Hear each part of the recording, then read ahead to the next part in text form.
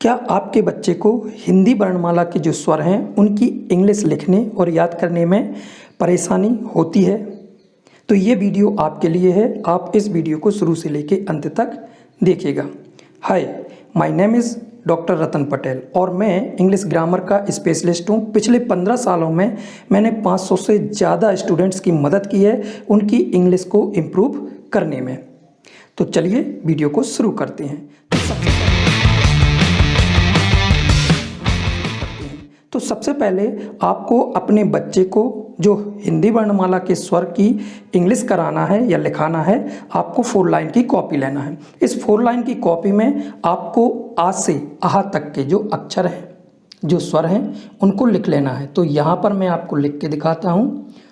आ अनार का, आ आम का, ई इमली का, ई ईख का, उ उल्लू का, उ ऊन का, रे ऋषि का,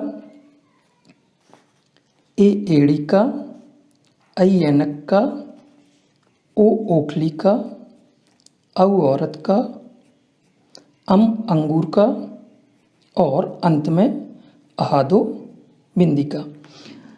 आ से आहा तक के स्वर लिखने के बाद अब आपको मात्राएं भी लिखना है, क्योंकि मात्राएं ही हम याद करा सकते हैं। तो छोटे आ की मात्रा नहीं होती, इसके बाद बड़े आ की मात्रा, ये छुट्टी की मात्रा, ये बड़ी की मात्रा, ये छोटा ऊ की मात्रा, ये बड़े ऊ की मात्रा, ये ऋषि की ऋ की मात्रा, ये ए की मात्रा, ये ऐ की मात्रा, यहाँ पर ओ की मात्रा, ये औ की मात्रा, ये अम की बिंदी और ये अहादो की बिंदी। ये मात्राएं हमने लिख ली।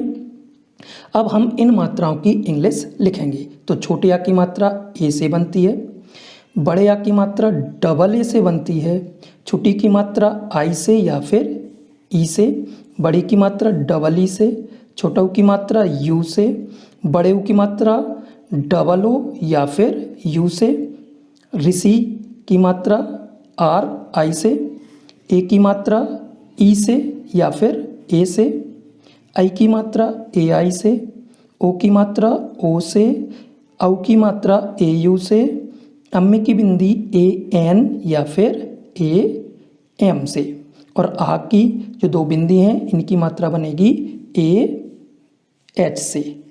तो इस प्रकार से आप अपने छोटे बच्चों को हिंदी वर्णमाला के जो स्वर हैं उनकी इंग्लिश लिखने में और याद करने में मदद कर सकते हैं। वीडियो पसंद आया हो तो लाइक करें और शेयर करें।